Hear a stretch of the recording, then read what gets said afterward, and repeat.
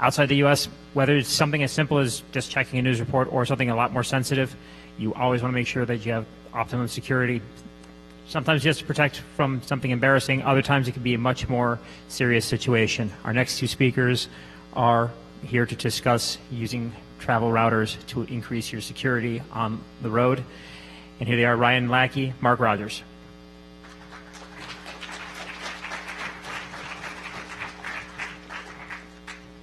Hi, thank you. I'm Ryan Lackey. I've worked in crypto for a while. I recently sold my company to Cloudflare, and I've been working on some interesting security stuff since back when I was at Sealand and Haven Co. doing this offshore data haven thing a while ago, about 15 years ago now. And I'm Mark Rogers, and I break stuff. Cool. So we're going to talk about using travel routers to hide your traffic and safety. We're going to go over basically why you want to hide your information, some principles of OPSEC. We work a lot with the Gruck, who's really big into applying OPSEC to hacker tradecraft. We're going to show some pretty serious OPSEC fails and people who got burned by them. Some of what the technical threats are that you can face, things that can be countered by OPSEC, things that require more technical countermeasures, some of the existing tools and countermeasures to those tools. And then we're going to introduce travel routers and how to use those travel routers to hide. So probably don't need to really put too much time into it, but why do you really want to hide? There's a lot of reasons. We've seen the last couple, maybe 13 months, it's been very, very clear that there are global monitoring systems in place, NSA, GCHQ, but don't forget about the old threats, China, Russia, all sorts of other people monitoring a lot of global traffic.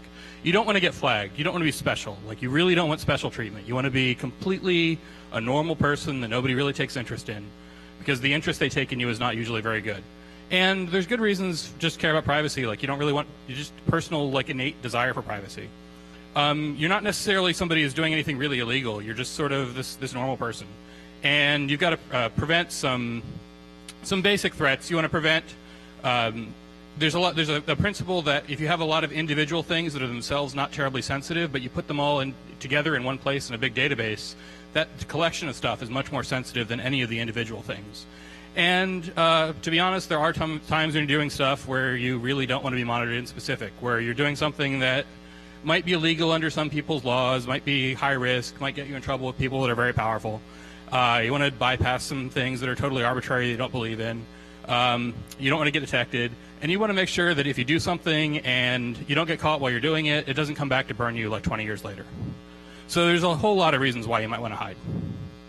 So as I said, we work a lot with the Gruck, this guy who lives in Thailand right now and is pretty awesome, actually. He's studied OPSEC, he studies KGB, he studies all sorts of other people's sort of like operational tradecraft principles, starting from pretty much like the whole Cold War up to now. And he also is a fan of Biggie Small's 10 Crack Commandments, and he converted it to the 10 Commandments of OPSEC. And they're here for you. They're pretty clear. They make a lot of sense, so you should follow these. And then the big question is, what happens when this goes wrong? This is a sort of benign case of when it goes wrong. I don't know if anyone remembers back in 1992, the U.S. invaded a country in the CENTCOM area. Turned out it was not Iraq, it was Somalia in this case. And they sent the Marines in to invade. But apparently the journalists knew that this invasion was going to happen on this beach at a certain time. So there were like 200 journalists on the beach with cameras and rigs and everything and tents all set up. And then you've got these Marines doing effectively an opposed landing into a bunch of press. So it was pretty hilarious to watch the whole thing. Yeah, so I mean that's like the least bad thing that happens when this kind of stuff goes wrong. And Mark will go into some of these. Most of the big busts that we've seen over the last 12, 24 months have been because of basic OPSEC failures. Silk Road, arguably the biggest drugs bazaar, probably the first major online drugs bazaar, $1.2 billion in transactions over 2 years. When you look at why Ross Ulbricht was busted, it's pretty obvious. He used his own Gmail when he set up his first account, an account under the name Altoid. He posted jobs for Silk Road to employ people to build stuff under that account. He advertised an early version of Silk Road under that account. he obviously realized at some point that he needed to change things up and that there was a risk, so he then went and retrospectively changed that account to make it anonymous. He changed it to Frosty at Frosty.com. Frosty at Frosty.com then went on to become an admin at Silk Road and was found in the Silk Road keys.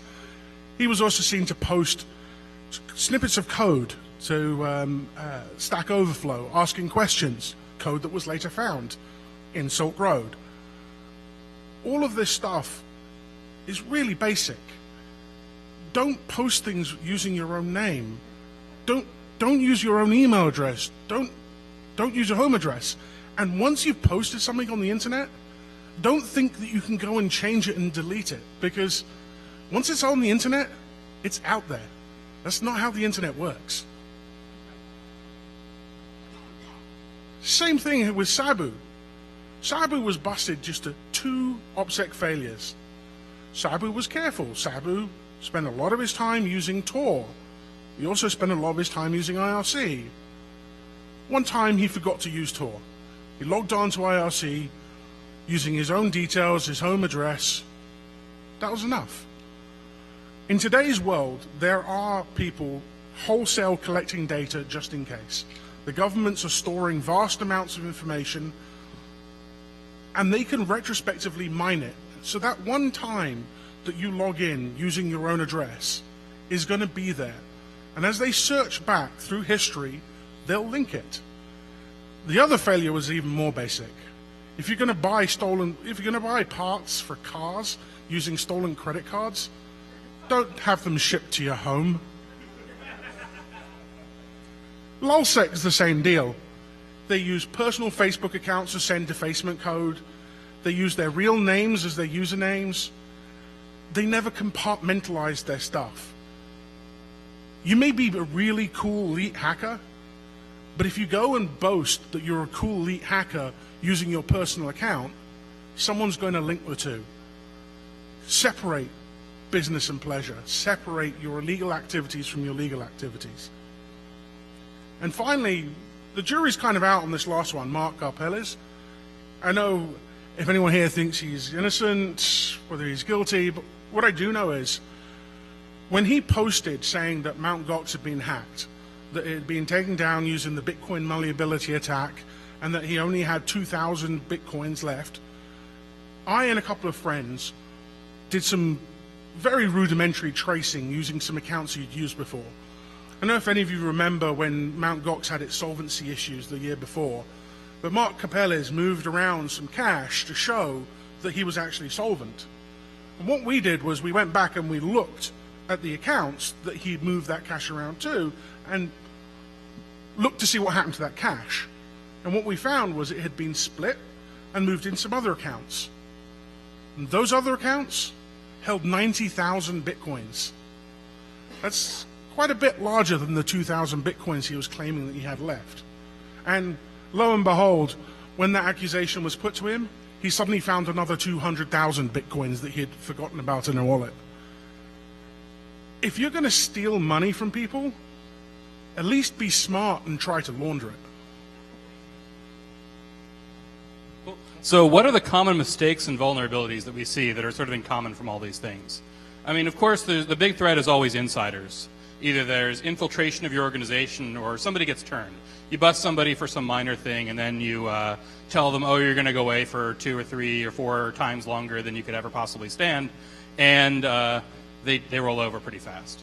Sometimes people just make mistakes. The problem with OPSEC is you have to get it right pretty much all the time, perfectly. And you make a minor mistake when you're up late at night or when you've done a lot of stuff or something complicated, and it's all gone. It's an all or nothing thing, and you can lose it all in an instant. And then there's data leakage. Just the problem is people are collecting and organizations are collecting such huge volumes of data that it's no longer a case of they have to be looking just at the right time when you mess up. They've got everything. So if you mess up one time, even if they don't catch it then, they'll look and they'll find it. So there's also the one of the threats is that people are going to attack your equipment itself. They're going to investigate you. They'll get a hold of your equipment, or they'll get remote access to your equipment. They will look at data that's already on the machine. They'll see if you were using Tor. They'll see if there's any sort of temporary files there, all sorts of stuff like that. There's the fact that there are these global pervasive passive adversaries that are monitoring every single thing. So they can look at backbones. They can look at your local traffic. They can look at the traffic on the remote side. The fact that you might be connecting to servers that are operated by people that are in complete cahoots with whoever your enemy is. If you are connecting to a server in some foreign country, the government in that country is totally on board with the company, is much more likely to side with the organization of the server than you. So if you're sort of like some internet freedom fighter that's going after some infrastructure in, say, Syria, the Syrian government is pretty much, Syrian government, Syrian telco, all those guys are all pretty much one organization. And you might build a threat model around resisting passive threats that works pretty well for you. The problem is there's organizations like NSA that are willing to do a whole range of active plus passive attacks. There's things, the whole quantum series of things that were in the TAO playbook are a combination of a very small active attack combined with a passive attack and passive monitoring. There's malware. There was the attack where the Tor onion router site, the Tor hidden site was compromised with serving malware that would attack specific versions of Mozilla in the Tor browser bundle of people. And there's the fact that they go after the security controls first. They remove your protection first, and then they can unmask you. And then there's, of course, the physical and financial audit trails, all those Bitcoin transaction records, Bitcoin being much more anonymous than a lot of the conventional financial systems. So if you touch money at all, there's usually an audit trail, and it's a very strong audit trail. So what are they looking for? When someone gets hold of your equipment, the first thing they're going to look for is the low-hanging fruit. They're looking for network logs, content, metadata. The reason it's seen as a low-hanging fruit is it's really easy to collect. You're generating metadata every time you use your machine. It's being stored on your phones, it's being stored on your laptops. It's data about data, and it's seen as low risk. Who cares how many gigabytes of data you sent as an email? Who cares about how many emails you sent? Who cares about the times that you use your phone or the times you access certain accounts? The answer is they do. It may be quite surprising to you, but the vast majority of metadata isn't encrypted, even when you think your device is. There's been a lot of talk, for example, about the iPhone and how easy it is for law enforcement to acquire forensic information off the iPhone. Most people have speculated things like, there's a flaw in Apple's crypto, or Apple has a backdoor. The reality is, Apple has different levels of storage. Different things are stored in different ways, and some stuff is stored plain text, even when the device is encrypted, because they don't see the need to encrypt it. And this metadata falls into that category. You can access it with physical access to the device and some special tricks from Apple. No sweat. You don't need to break any crypto. You can just pull it down. What can you collect from systems? Well, the list here is huge. The list here is huge, and I think one of the things that should stand out is the vast majority of it is metadata that's not encrypted. It's not protected in any way. It's just there. That doesn't mean to say that you can't control it. And that's kind of the part of some of this talk, is that you can control where your metadata is, if not the creation of your metadata. And if you can control where it is, you can limit people's access to it. Cell phones are even worse in many regards. The amount of data that you can get just from the SIM card in your phone is pretty staggering. With access to a SIM card, I can tell you your phone number, I can tell you which network you're using, I can tell you who you called, I can get location information, I can get ciphering information, and depending on the SIM card, if it's one that's vulnerable, or if you're from an operator that doesn't have strong crypto, I can break it and I can clone it.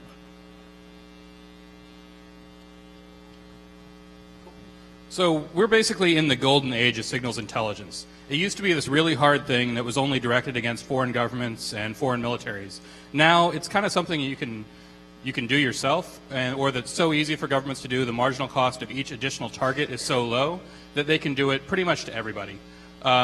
SSL still isn't pervasive. I'm actually working on some stuff personally with some people to get SSL much more widely deployed. There's still like single-digit percentages. Let this sink in. Over the last 12 months, since Snowden's revelations, encrypted traffic has tripled, if not quadrupled in volume. It's gone up from 1 to 2% to 6%. More than 90% of the world's traffic is unencrypted.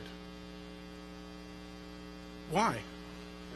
And then big data makes, once you have all this data in one place, once you've gathered it, it used to be infeasible to search. Now it's kind of something people do just to target ads better, so it's easy for the government to do with even more money and less profit incentive. Okay, so there's some specific information that's interesting about monitoring IP networks, which is something I care a lot about. IP networks are great, you use them all the time, but even if the data is encrypted that you're sending, you still have to leave a lot of metadata. There's some essential routing information that you just can't hide. There's the IP addresses, source destination, ports, the sizes and patterns of your flows, traffic type. All this stuff is essentially like part of the addressing information. You can't get rid of it or it'll stop working. And then the content, even if it's unencrypted, there's a lot of information you can gather just from the patterns of encrypted data versus the contents of the data themselves.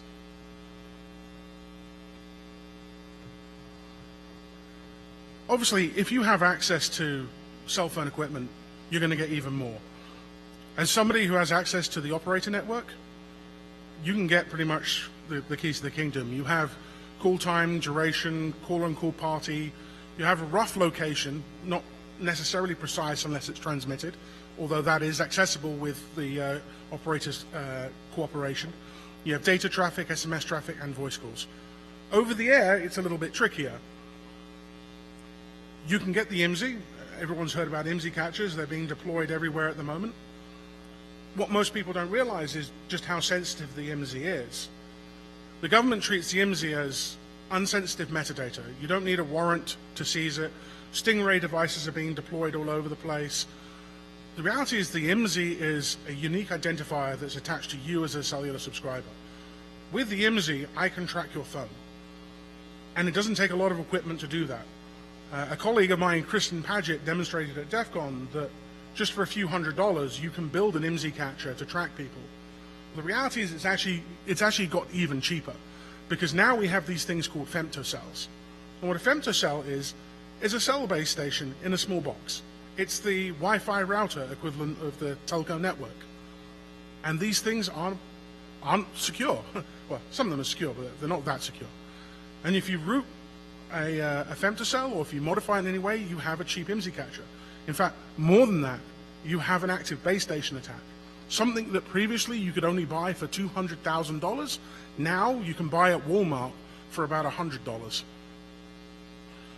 What can you get with a man in the middle? Well, you get full precise location. You get data, you get voice, you get SMS traffic, and you get to substitute traffic with your own. That means you can pass malicious payloads to the browsing device.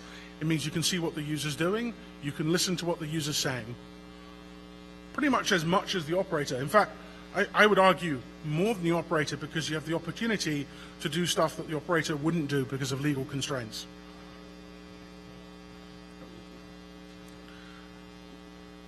A couple of years ago, I went out to China to take a look at the deal of what was going on there and exactly what the Great Firewall of China is like. The Great Firewall of China is kind of a poor term, because it's not just one system. It's a very distributed network of machines that interact with everybody and anyone who's in China. It does everything from blocking IP addresses, hijacking DNS requests, not even ones in China. If you come too close to Chinese IP space, they will substitute some of your requests. It filters by keyword. It does deep packet inspection for plain text, looking for forbidden words or forbidden strings. And most recently, in 2011, it developed the ability to look for Tor.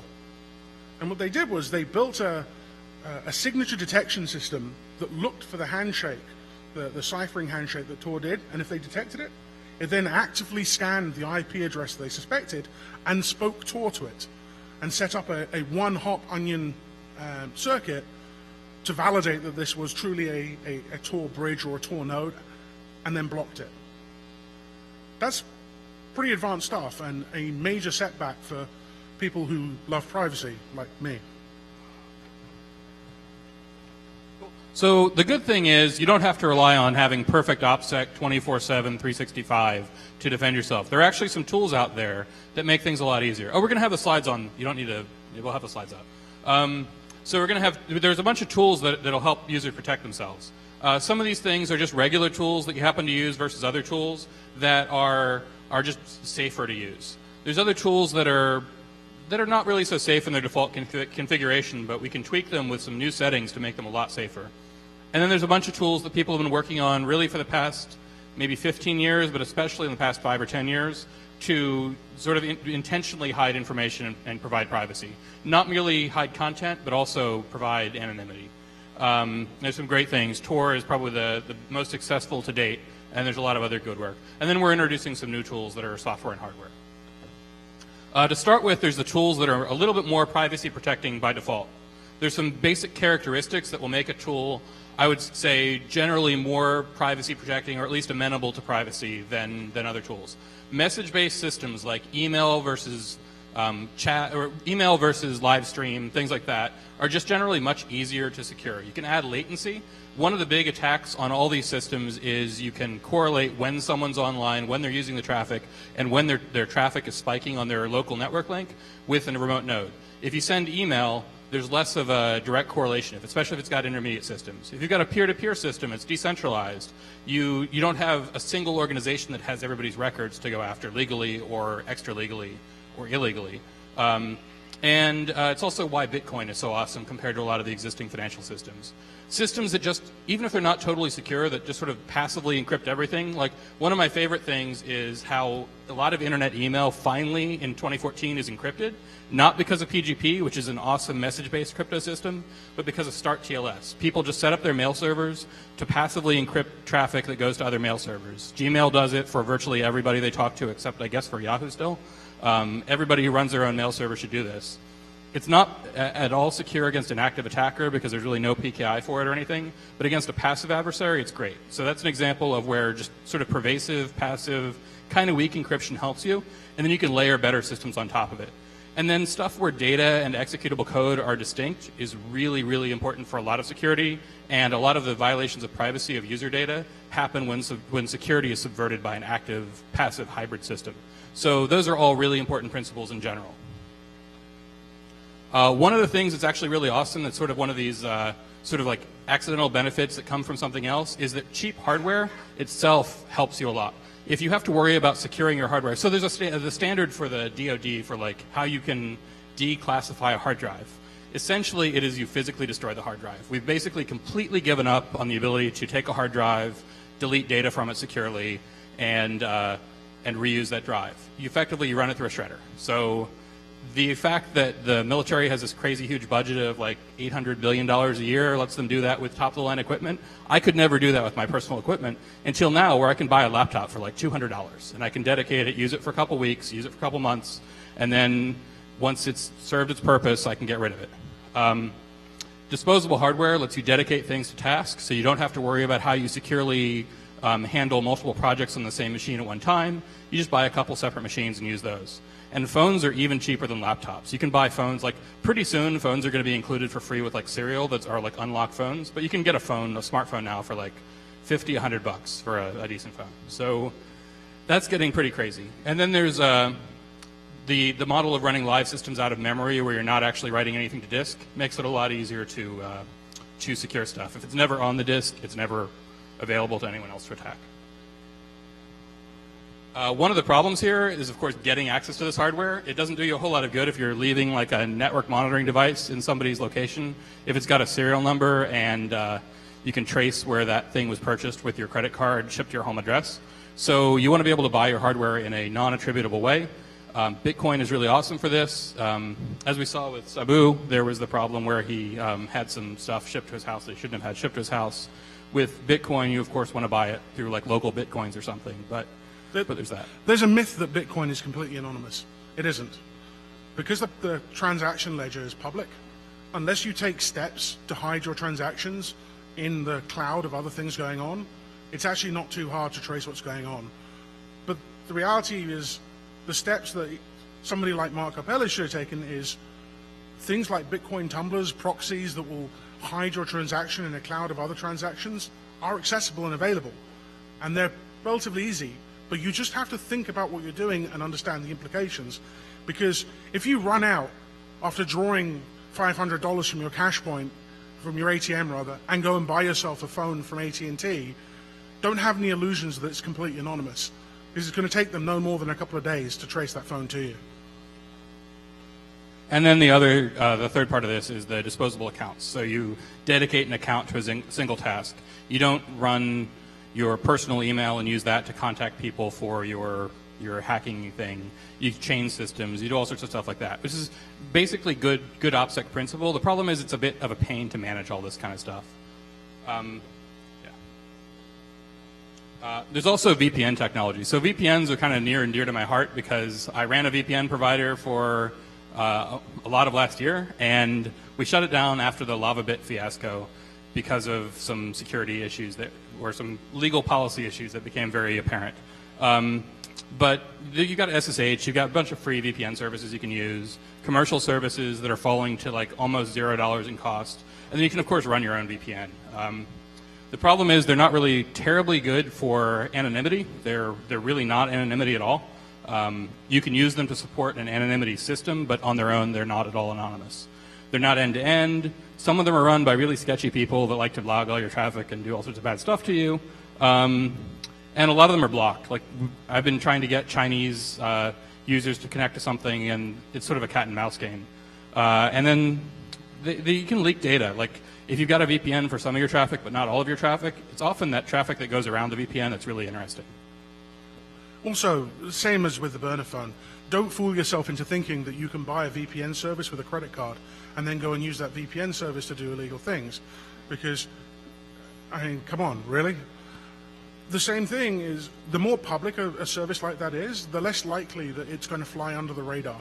So if your purpose is to find a service that's going to allow you to punch through some kind of national firewall, such as the Great Firewall, then public VPN services probably aren't going to help you because their nodes are being shut down almost as fast as they're setting them up.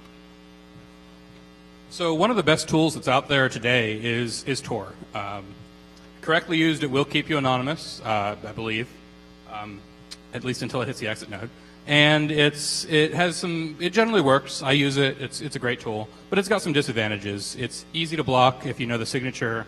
A lot of people are looking at it because it's a really interesting academic project as well as a useful tool. It's not terribly performant, and it's pretty complex. So there's a lot of potential for error, especially if you run it on your local computer with all of your sensitive data on it, not dedicated to the task. DPI and active network analysis are the greatest enemy of it. And luckily, the Tor community has a lot of great developers that are working on ways to mitigate these disadvantages.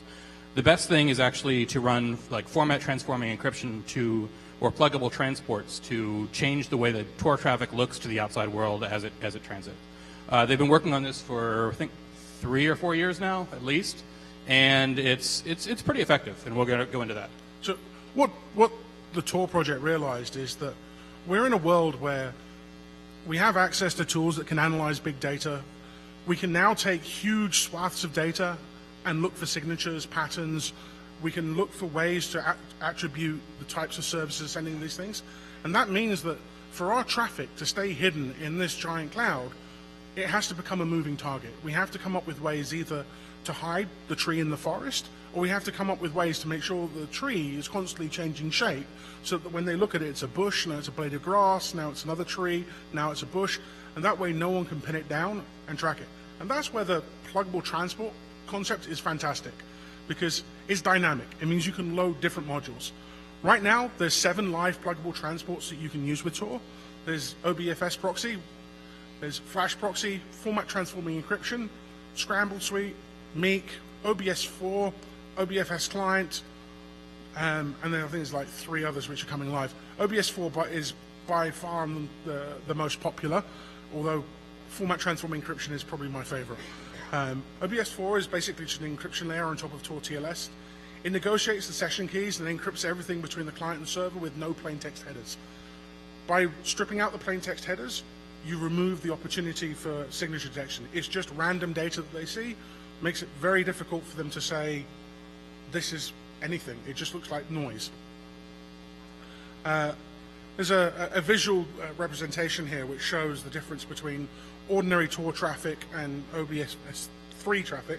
I couldn't find a representation for OBS4. Essentially, it just adds additional layers onto it, but packages it inside an encrypted tunnel that makes it impossible to see. Scramble C is another transform which aims to make it look like uniform random bytes. Similar to OBFS, it offers a few, but it offers a couple of extra features.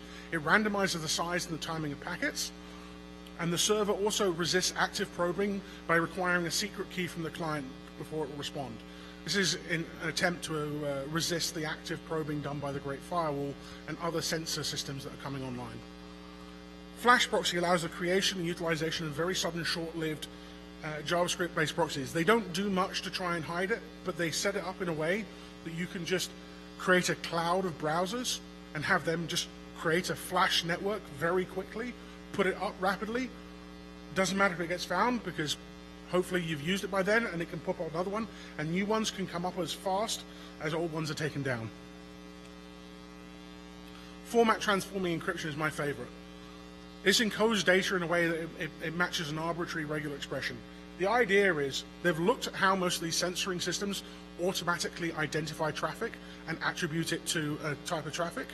Most of the time it's just a regular expression that looks for particular byte sequences or looks for particular keywords, and they map it to various things. So the example you can see below is they've encoded the Tor traffic so it looks like SSH traffic. It's not perfect. It doesn't stand up to manual scrutiny, but it does fool automatic systems. And at the end of the day, we know that manual inspection of this traffic is too expensive. They can't afford to manually inspect everything. So they rely on their automated systems to flag things of interest and drill into it. So long as you can do something that keeps you under the radar, that avoids the manual inspection, it doesn't matter if it doesn't stand up to manual scrutiny.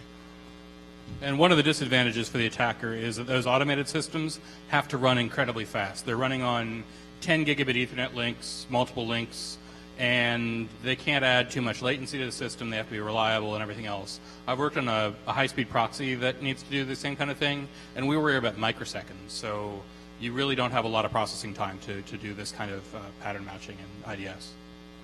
We'll put the rest up in the slides and you can skip through. One last one I particularly like, Banana Phone. What Banana Phone does is it takes a literary construct, a library of keywords, and it uses that to disguise it as something that resembles natural language. Again, if you look at it, it doesn't stand up to manual scrutiny. But when it comes to automatic detection, it's going to be very hard for the system to flag it. And there's an expansion factor, of course, so there's inefficiency, but again, you've got really fast links now because stuff is so cheap and there's video streamed to your devices, so you can afford a 100-time expansion factor if you're sending text. So outside of the Tor world, there are still a bunch of great tools. There's some that have been around since, I think, 1998 was when DNS Tunnel was proposed on BugTrack, which I actually remember, and there's HTTP Tunnel. There's various other systems that effectively tunnel one kind of traffic in another kind of traffic. The idea being that, well, DNS Tunnel has a couple purposes. DNS Tunnel is also so you don't have to pay for internet at your hotel. You can bypass the authentication thing. But it also means that DNS traffic isn't usually very suspicious, so people just sort of let it go by. And then HTTP traffic is also not usually suspicious, so they just let it go by. The two obvious limitations with both of these is that you have to have servers that speak these tunneling protocols ready and waiting to catch your connection. That means you have to kind of preset everything up and have the infrastructure waiting, and if it's just you setting up some infrastructure for yourself, you can guarantee that it's going to get flagged eventually and it's probably not going to stay around forever. The big advantage of Tor is there is a network of ready proxies growing all the time there to connect to your session. Although it's even worse if you tried to use a commercial provider that ran one IP for DNS Tunnel or something with a bunch of people using it, it would get shut down in like a very short time. So the problem we see all here is that there's really no silver bullet. All this stuff is hard. There's a bunch of incremental things that'll give you small advantages. They're hard to use. And if you screw up, there's a lot of bad stuff that happens to you. You might have your photo taken on the beach, which is one thing bad happen to you. But these EMC catchers and IMEI monitoring, it's how we target drones to shoot missiles out of the sky to like people that are driving around in their cars. So some people really don't want to be located. So it only takes one mistake to screw up, and it's really hard for humans to not make mistakes. It is, however, really easy for computers to only make the same mistake over and over again and not make new mistakes each time. So we think there's an opportunity to use software tools to sort of automate the meta process here for all this stuff. One of the ideas behind the concept is we can't solve all of the problems.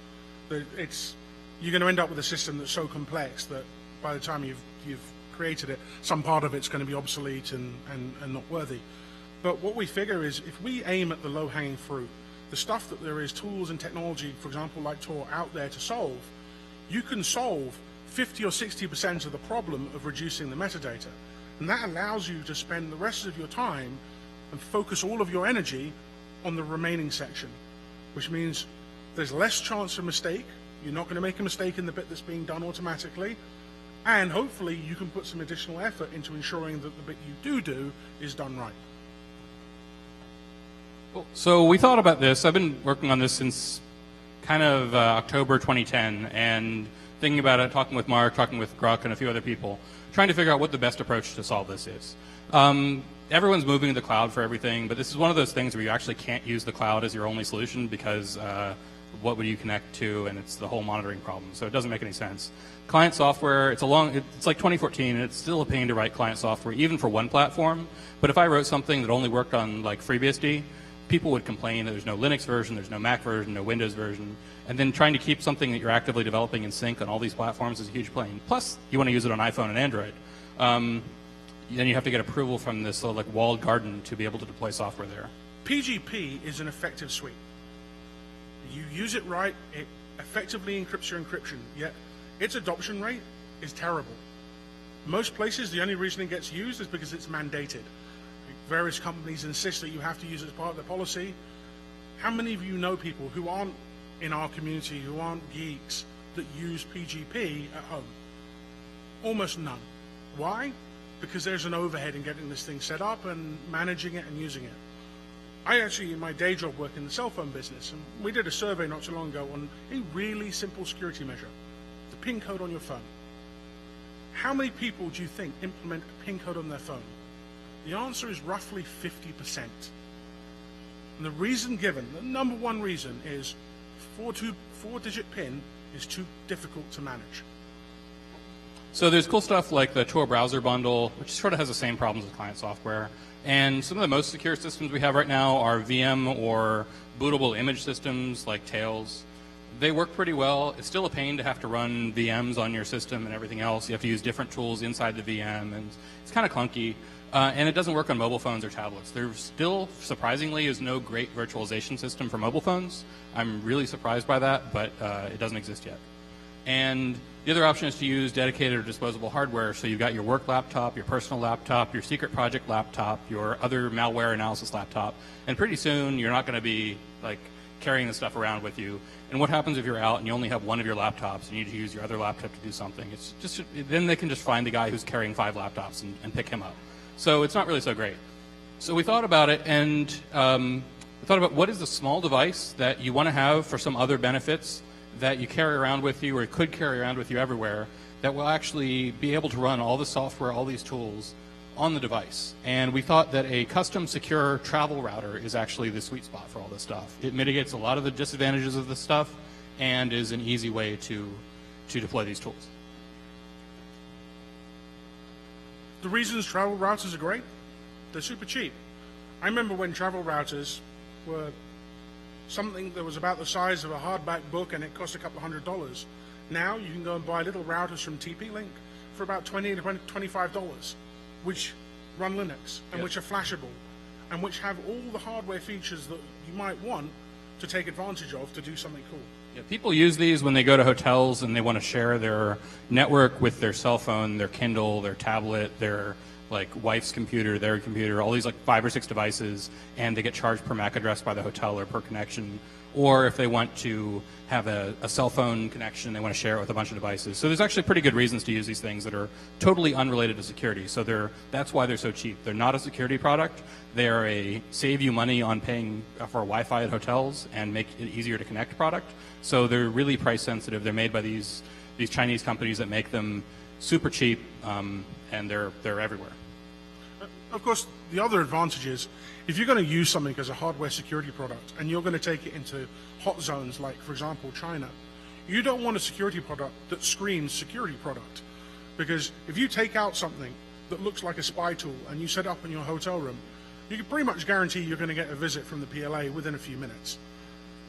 Using something that almost every other business traveler has, or at least looks like something that every other business traveler has, and stands up to some reasonable scrutiny, is a massive advantage. And the other advantage for us is that they're actually really easy to program for. They're system on chip, they're Linux-based, there's OpenWRT, there's DWRT. They're really simple to work with. They're not as simple as like general purpose computers, but they're still pretty simple to work with. You can't really self-host the development environment, but if you're familiar with Arduinos and with Raspberry Pis and things like that, then it's pretty easy to do all this stuff. So we weren't the only people who ever came up with this idea. There's actually several projects in this space. Of course, there's the Pogo Plug, which is sort of like a plug-in wall wart kind of company that used to be for sharing USB drives. They came up with something called the Safe Plug, which is a device that's not really portable. It's designed for home network connection. It runs basic Tor, doesn't do pluggable transport. It's pretty basic. I've never actually seen one in person. There's the Onion Pi, which Adafruit, which is this awesome New York-based hardware hacker company, has. It's really a Raspberry Pi plus a bunch of other stuff. And as far as I can tell, it's as much a learning tool for people to really experiment with the Raspberry Pi to do a practical thing as it is a finished product. But it's a pretty awesome tool. It's very configurable. You should totally check it out. And then there's Portal, which the Gruck, this awesome hacker, came up with. I think 2011 was when he started working on it, maybe a little bit before. Basically, he started out really focused on Tor and pluggable transports. And when I found out this thing existed on the internet, I mailed him and I met up with him a couple times and talked with him about it. It does a lot of what I want, and it's a lot of the hardware that I want, but it doesn't really have all the tools. So he was limited in his bandwidth to sort of work on the tools. So we worked on it together, which is great. But it didn't do enough, so we hacked it. And now? So we've been working on it for a while. It's basically dedicated hardware. It's a Qualcomm Atheros AR9331 chipset with 64 megs of RAM and 16 megs of ROM. It's a pretty low-end computer. It's a 400 megahertz, like MIPS 24K, but for what we need, it's pretty awesome. We built some images for it. It's got Ethernet ports, USB ports. The idea is that it has multiple network interfaces, some of which are on the high side or the unencrypted side, the raw data side, some of which are on the public side where only encrypted traffic is going, so you can keep those separated in the device itself. It's got a USB port, so you can plug in a 3G or 4G modem. The cool thing when you go to China is you can actually buy or rent or buy a cheap USB modem plus like a week of service for like $20. So instead of worrying about roaming cellular phones, you just buy one of those things, plug it in, and use IP services for everything. And rather than just working with Tor itself, we added a lot of other transforms and tools to it. So we built a GUI for it, make it manageable, everything else. The idea behind it is to take all of the flexibility and simplicity of a travel router, the power of something like Tor, pluggable transports, and to make it really easy to use. So you can simply go in, set it up, choose which transports you want to use, enable them, and run them.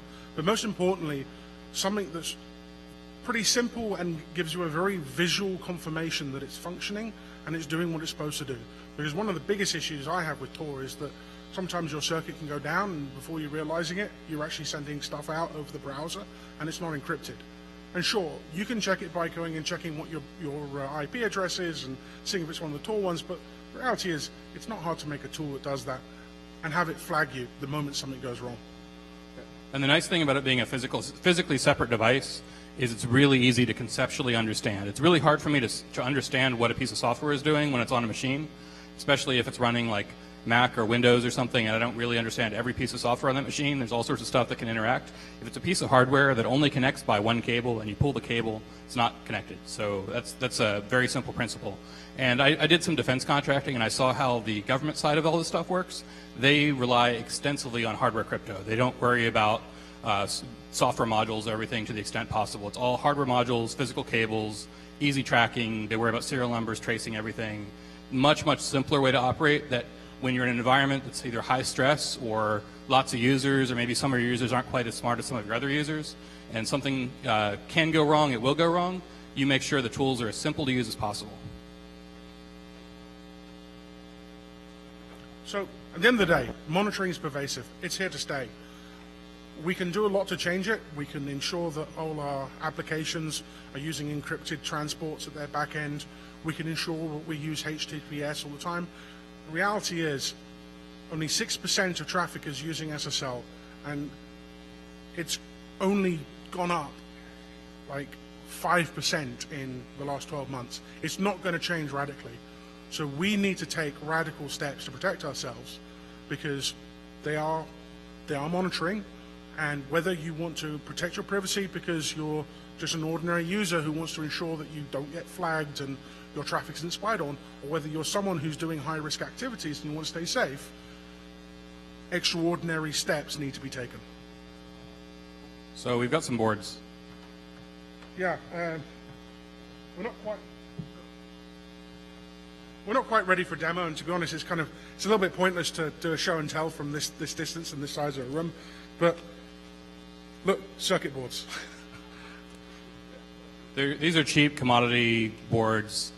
These systems will not be expensive. You'll be able to use whatever hardware. It's all open source software, so it'll be, because there's no way you could trust a closed source piece of software to keep you safe for this kind of thing. And it'll be easy to use. One of the amusing things I did over the weekend was playing with this. I plugged in a GSM board and activated my own little base station running OpenBTS, and found that actually I can run quite a secure telephone network. The only downside is it's obviously very illegal. Which is a downside sometimes. Educational purposes only. So we'd be happy to take questions.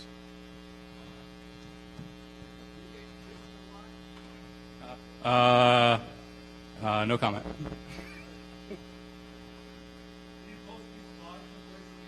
Yes, we will. Twitter @Octal. Follow. I'll tweet the location.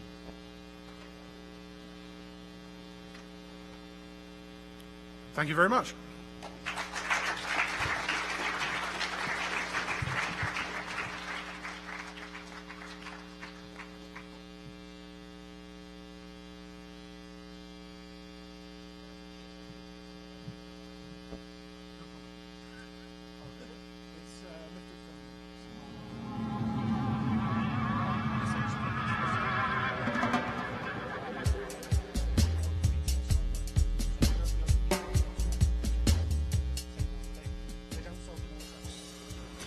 So it'll be twitter.com/Octal, OCTAL, for the slide deck.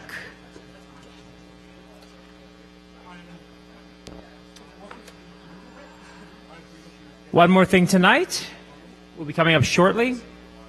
Just as a friendly reminder, you know, it's very easy to lose track of time when you're at these events. This is just something that'll help remind folks. Something that we've kind of figured out after 20 years of doing these events to help maximize your experience here. And I mentioned it earlier tonight. They are going to mention this a few times during these events, particularly these times of day. A good way to make sure that you have the best experience possible. 5-2-1 is something we've been saying a few times. If you want to have the best experience possible, we highly recommend making sure that each day you get 5 hours of sleep, 2 square meals, 1 shower.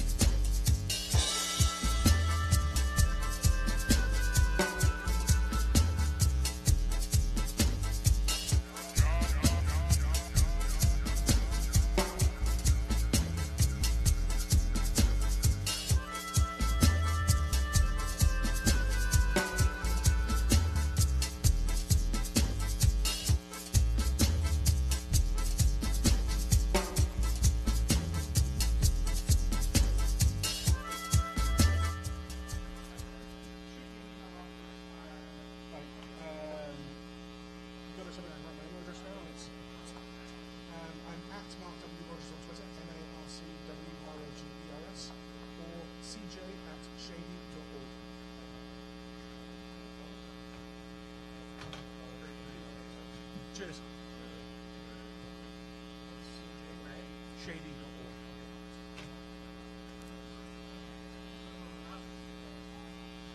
Good question.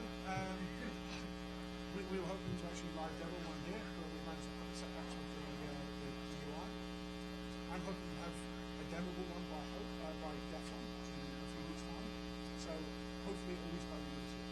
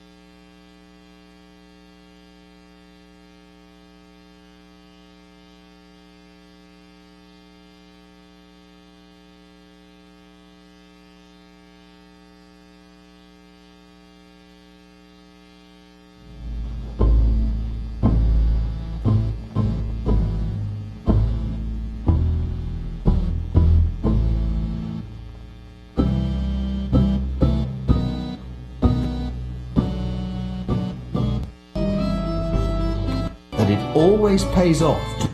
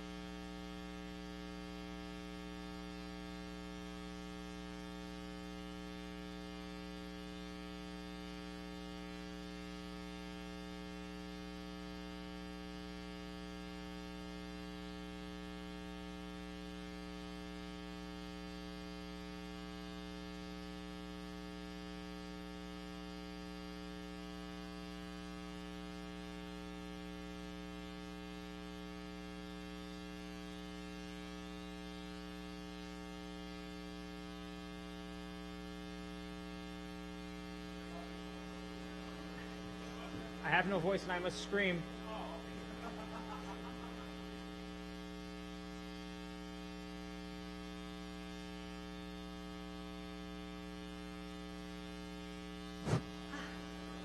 Okay.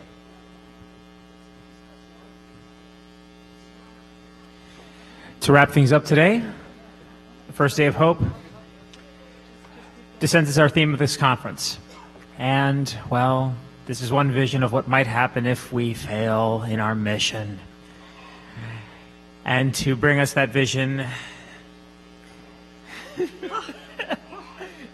well, I didn't whatever. Johannes is the head of Monochrome. He's been doing amazing countercultural art in Vienna as part of Monochrome for what, 20 years? Yeah. 20 years now. 2 years ago, he came here to tell us about another project of his, Sierra Zulu, and this time he is here to show us a new work of his. I can't even say it because I can't say it because I do not. German is one of the languages I can't speak without completely butchering it. All right, so everyone, before we begin the movie, Johannes will tell us a little more about it, and he will also bribe us with candy. Get the candy. Okay, first of all, candy. More. Pass it on. Pass on the candy. I promise candy. Popcorn? No popcorn because I don't like popcorn, so you have to eat candy. So, okay. So, wonderful.